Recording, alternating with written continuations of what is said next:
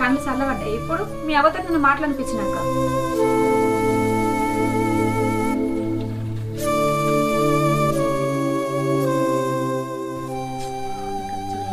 వాతావరణం ఏంటి ఇచ్చి సంపుతాండు.